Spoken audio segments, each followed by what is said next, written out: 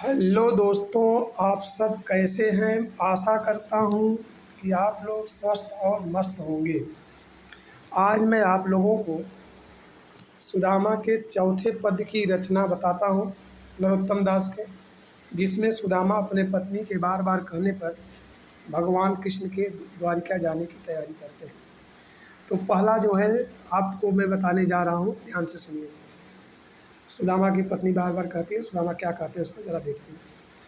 द्वारिका जाऊँ जू, द्वारिका जाऊँ जू, आठहूँ याम यही झक तेरे। जो न कहो करियो तो बड़े दुख, जाए कहाँ अपनी गति हेरे।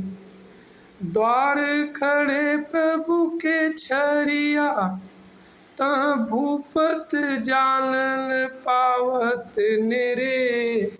पाँच सुपारी त देखू विचार के, भेंट को चारन चावर मेरे।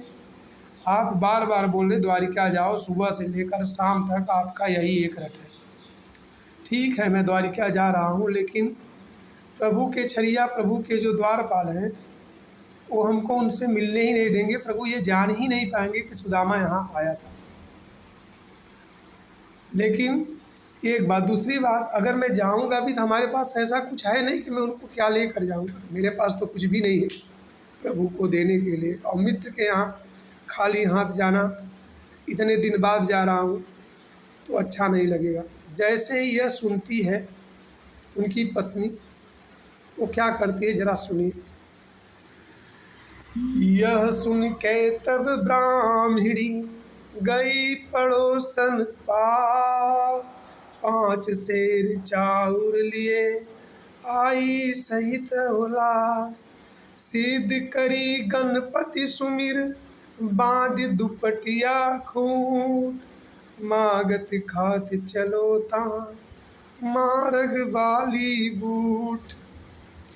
इस प्रकार जब सुदामा की पत्नी सुनती है कि ये जाने के लिए तैयार है, वह तुरंत दौड़कर पड़ोसन के पास गई और वहाँ से पाव भर, सवा पाव चावल लेकर आई और उनको फटे हुए कपड़े में दुपटिया, गठरी पहले बांधते थे दोनों तरफ गठरी, बैलेंस बनाने के लिए, इसलिए जो है उनको बांध कर और चावल देकर और सुदामा को जाने के लिए तैयार हो जाते हैं। मार्ग मतलब मार्ग में चलने लगते हैं, द्वारिका की तरफ प्रस्थान कर देते हैं। इस प्रकार 3 दिवस चली विप्र जब, दुख उठे जब पाँव। एक ठोर सोए कहूँ, घास प्यार बिछाओ। अंतर्यामी आप हरि, जान जगत की पीर। सोवत लय ठाणो कियो, नदी गोमती तीर। 3 दिन चलने के बाद सुदामा के जब पैर दुखने लगे, वो कहीं घास और पियरा बिछा करके थोड़ा आराम करने लगे और उनको नींद आ गई। लेकिन आपको ये पता होगा कि इस संसार के हर एक जन के दर्द को भगवान समझते हैं, अंतर्यामी हैं। इसलिए भगवान सुदामा के दर्द को समझते हुए उनको जैसे आँख खुली, वो अपनी माया से उनको जो है गोमती नदी के किनारे पहुंचा देते हैं। अब क्या होता है आगे। प्रात गोमती दर्शते, अति प्रसन्न भो विप्र तहाँ स्नान करी, कीनो नित निमित। और प्रातः काल गोमती का दर्शन करके बहुत ही खुश होते हैं सुदामा, और अपना नित्य नेम करके भगवान का पूजा करने के लिए बैठते हैं। और क्या करते हैं। भाल तिलक घसी के दियो, गही सुमिरनी हाथ। देख दिव्य दारावती, भयो अनाथ सनाथ। और अपने माथे पर तिलक घिस कर लगाते हैं और सुमिरनी हाथ में लेकर, माला जपने वाली जो थैली होती है, सुमिरनी हाथ में लेकर भगवान को जो है आँख बंद करके ध्यान करते हैं। जैसे ही उनकी आँख खुलती है, वो देखते हैं कि सामने द्वारापुरी मतलब द्वारावती मतलब भगवान की द्वारिका दिखाई दे रही है, भगवान की माया है जो कि वो जो है द्वारिका में इतने जल्दी पहुंच गए।